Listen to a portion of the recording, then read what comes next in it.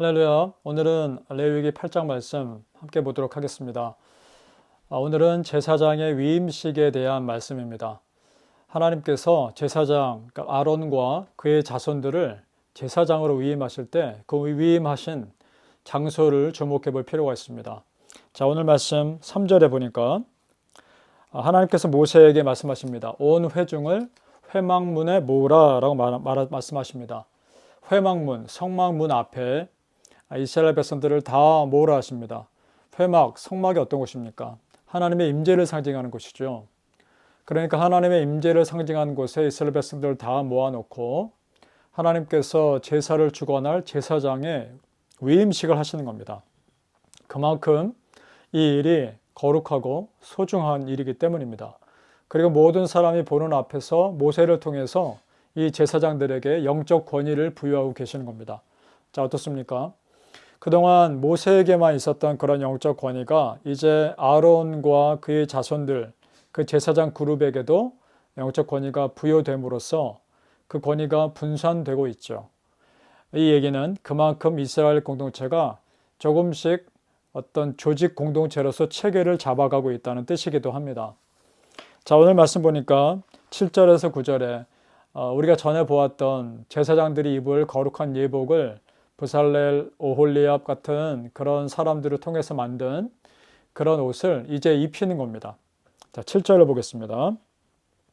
아론에게 속옷을 입히며 띠를 띄우고 겉옷을 입히며 에봇을 걸쳐 입히고 에봇의 장식 띠를 띄워서 에봇을 몸에 메고. 자, 거룩하게 준비한 그 옷을 아론에게 입히고 그리고 어깨에 띠도 띄우고요. 8절에 보니까 흉패를 붙이고 흉패에 우림과 둠밈을 넣고 라고 되어 있습니다.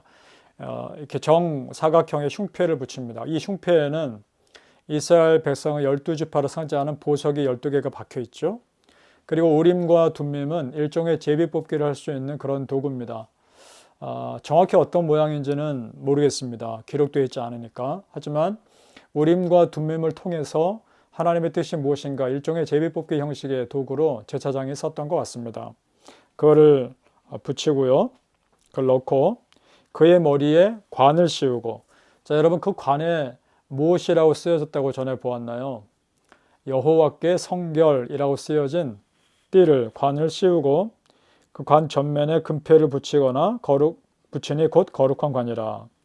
여호와께서 모세에게 명령하신 것과 같았더라. 이렇게 되었습니다.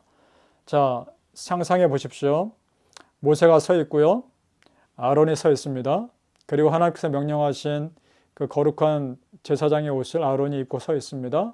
뒤에는 하나님의 임재를 상징하는 회막이 있습니다. 그러니까 제사를 상징할 제사장이 굉장히 거룩한 모습으로 서 있는 것이죠. 그걸 보면서 이스라엘 백성들은 자신들이 드린 제사의 거룩함을 눈으로 직접 확인하는 그런 상황이었을 거란 말입니다. 자, 그런데 특이한 행동이 있습니다. 23절에 보니까 이렇게 되어 있습니다. 모세가 잡고 피를 가져다가 순양을 제물로 잡고 그 피를 가져다가 아론의 오른쪽 귓뿌리와 오른쪽 엄지손가락과 오른쪽 엄지발가락에 바르고라고 되어 있습니다. 자, 여러분, 오른쪽은 무엇을 상징합니까? 힘을 상징하죠. 사람의 어떤 힘, 그리고 능력을 상징하지 않습니까? 그러니까 그곳에 먼저 오른쪽 귓뿌리에 피를 바르고, 엄지손가락에 피를 바르고, 엄지발가락에 피를 바른다는 건 각각의 의미가 있는 겁니다. 자, 제사장의 오른쪽 귓뿌리에 거룩한 피를 바른다. 이것은 제사장이 무엇을 듣든지 거룩한 것을 듣고자 노력하라는 것입니다. 그리고 오른손 엄지손가락에 피를 바른다는 건 제사장이 무엇을 하든지 거룩한 일을 하라는 것입니다.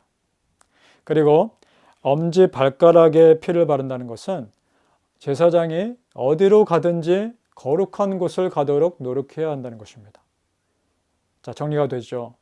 무엇을 듣든지 무엇을 하든지 어디로 가든지 제사장이 하는 모든 일들은 거룩해야 한다는 것입니다. 왜냐? 그가 맡은 일 자체가 그만큼의 압도적인 거룩함을 가지고 일을 해야 하는 일이기 때문입니다. 그런데 오늘날 우리 크리스찬 어떻습니까? 사실은 여러분 우리가 이 세상에 대해서는 제사장 역할을 하는 것입니다. 베드로전서 2장 9절에 이런 말씀이 있습니다. 베드로전서 2장 9절 말씀. 그러나 너희는 택하신 족속이요 왕 같은 제사장들이요 거룩한 나라요 그의 소유가 된 백성이니 라고 되어 있습니다. 여러분 우리가 예수 그리스도의 보혈에 힘입어 그 보혈이 이제는 우리 온 몸을 온 마음을 다 덮고 있는 것이죠. 그리고 거룩한 제사장의 직분을 맡기신 겁니다. 그렇다면 여러분 우리가 하는 행동이나 무엇을 보든지 무엇을 하든지 어디로 가든지 무엇을 듣든지 정말 크리스천다운 그런 거룩한 삶을 살고자 노력하실 수 있기를 축복합니다. 그것이 하나님께서 오늘 본문 말씀을 통해서 우리에게 주시고자 하는 메시지라고 믿습니다. 그리고요 또 한 가지 특별한 요청을 하십니다. 33절에 보시면 위임식이 진행되는데 1회 동안 7일 동안 진행됩니다. 7일 동안 매일 똑같은 방식으로 회막문에서 제사장들은 나가지 말고 똑같은 위임식을 하라는 겁니다. 35절에 보니까 이렇게 되어 있습니다. 너희는 7주야를 회막문에 머물면서 여호와께서 지키라고 하신 것을 지키라 라고 되어 있습니다. 7주야, 그러니까 7일 동안 꼬박 어디 나가지 말고 그 거룩한 위임식을 견뎌내라 라는 것입니다. 자, 성경에서 여러분 7은 완전수 아닙니까? 완전성, 고결성, 하나님의 숫자 7, 완전성을 의미하죠. 그만큼 완전하게 준비될 때까지 하나님 앞에 제사를 드리라는 것이죠. 마치 7일 동안 천지를 창조하시고 나서 하나님께서 우리에게 보시기에 좋았더라라고 말씀하시는 그 장면이 떠오르지 않으시나요? 이제 하나님께서는 아론과 그의 후손들을 7일 동안 이렇게 거룩한 예식을 거침으로 인해 그들을 거듭나게 하고 계시는 겁니다. 여러분 어떠신가요? 그만큼 하나님의 일을 하는 것은 거룩한 일입니다. 그리고 우리가 사실 일주일 7일을 사는 것은 매일매일의 삶이 그렇게 거룩함으로 준비되는 삶이지 않을까요? 기분 내키는 대로 봉사하는 게 아닙니다. 내 기분 맞는 대로 섬기는 것이 아닙니다. 그리고 대충 하나님의 일을 하는 것이 아닙니다. 하나님께서 나에게 어떤 일을 맡겼다면 내 기분과 상관없는 겁니다. 그리고 대충 할 수가 없는 겁니다. 최선을 다해 사는 겁니다. 내가 할 수 있는 거룩함을 다해 내가 할 수 있는 온 마음을 쏟아서 하나님 앞에 그 일을 감당하시는 것입니다. 그렇게 하루하루 7일을 사는 것입니다. 여러분 그것이 마음에 부담되고 굉장한 스트레스로 다가올 수도 있겠죠. 하지만 그와 비교할 수 없는 영적인 축복을 기대하십시오. 그와 비교할 수 없는 그런 부담과 비교할 수 없는 하나님의 은혜를 기대하십시오. 하나님의 그 놀라운 은혜가 그런 마음으로 살고자 하는 크리스천들에게 풍성히 부어주시리라 믿고 예수님 이름으로 축복합니다.